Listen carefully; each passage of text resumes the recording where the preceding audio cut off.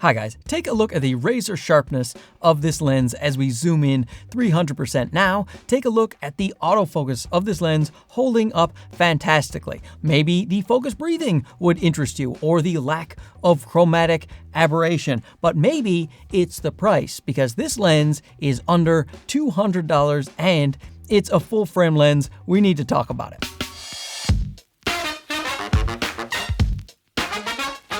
Like almost all of the lenses featured on this channel, this was sent to me at no cost to myself for the purpose of this review. Let that bias factor in where it may. The people who watch my channel, who are extremely intelligent and of course have exquisite taste, as those people know, my favorite series of lenses right now is the Viltrox Air series. This one is APS-C. This is a 25mm f1.7. They also have a 35mm 1.7 for APS-C and a nice portrait lens for APS-C, 56mm f1.7, but they also have full frame lenses in this same Air line. We have a 20mm f2.8, a very wide lens that you can use for vlogging. I love this 20mm lens. They also have a 40mm lens for more general purpose videography and street photography. This is an f2.5. But today they are introducing a brand new lens. Now we have 3 full frame and 3 APS-C, and this one is going to be a 50mm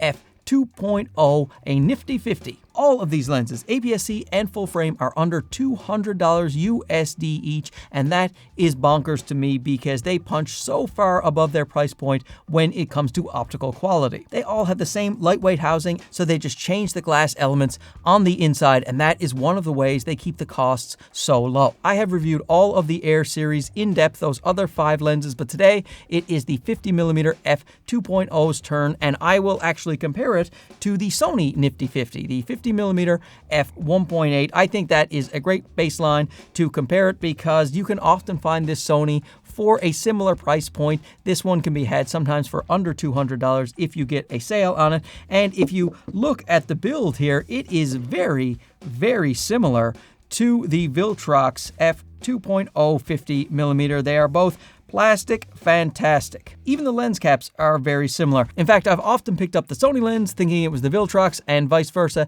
as I've been doing these fantastic tests. However, what you will see in this video is that the Sony lens definitely needs a refresh and an update, and this Viltrox lens will outperform it in every single category with the exception of f-stop. This one is a 2.0 versus a 1.8, so this will let in a little more light and give you a slightly blurrier background if you are looking for that down at your shallow depth of field. And here is what that looks like. This is the f2 compared to the f1.8. But a quick refresher on the Viltrox Air series, it is a plastic lens with a plastic smooth turning focus ring, no buttons, no bells, no whistles, no switches. There is no weather sealing to speak of on the back, and there is a little USB-C port for updating. Oddly, this is the only Viltrox Air series that has a 58mm filter thread. All of the other 5 lenses have a 52mm filter thread. It comes with a plastic lens hood, decent for the price, but certainly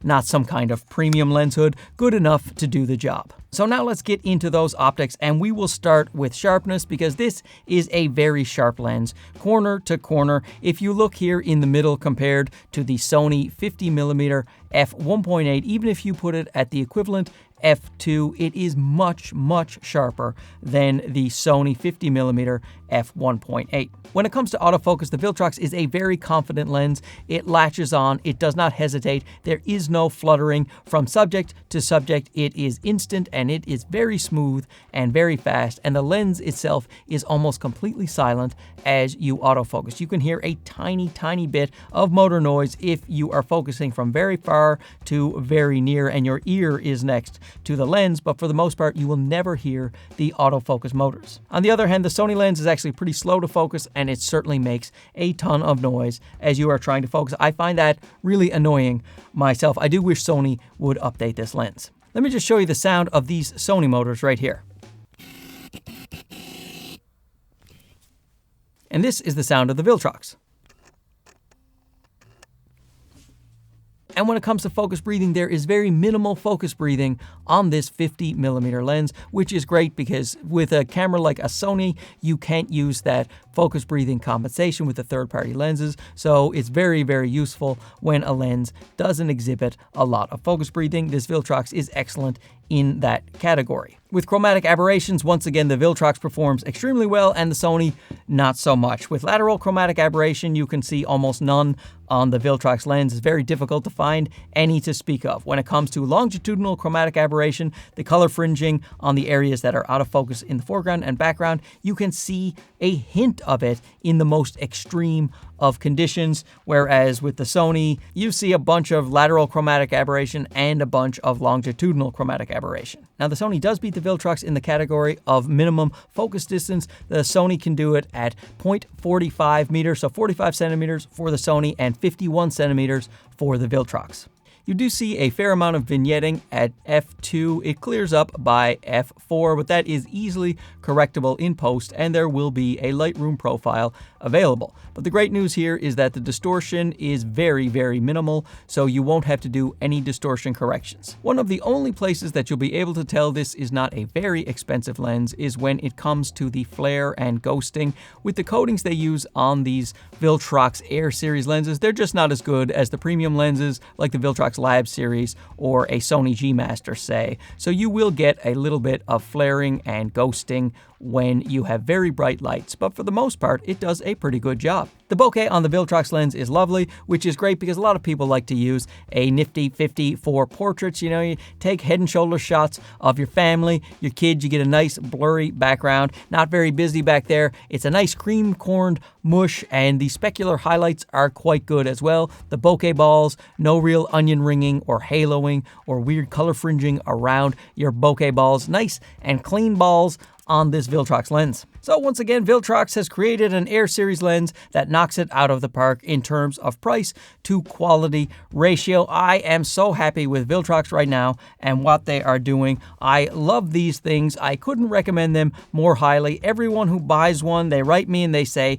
this lens is fantastic, because they're all fantastic. I don't know how they're doing it over there, but I do appreciate it. Now, there are lots of 50mm f1.8s or f2s out there in the world, so you do have a plethora of choices. But overall, I think Viltrox has come out and proven that they are one of the major players in the lens industry. So you're always going to have your Lightroom profiles available for Viltrox lenses. Grab a bunch of Air series. You always have the same type of lens in your camera bag, tiny little lightweight lens. So overall for me, even though it's an f2, this is the nifty 50. The cheap 50mm lens that I would choose for my Sony system would be this lens right here. But let me know down below what you think. Do you even shoot with a 50mm lens? If not, what is your favorite type of lens? Write it down there, and then I will review one for your faces. Thanks for watching this. We'll talk to you again soon. Okay, bye-bye.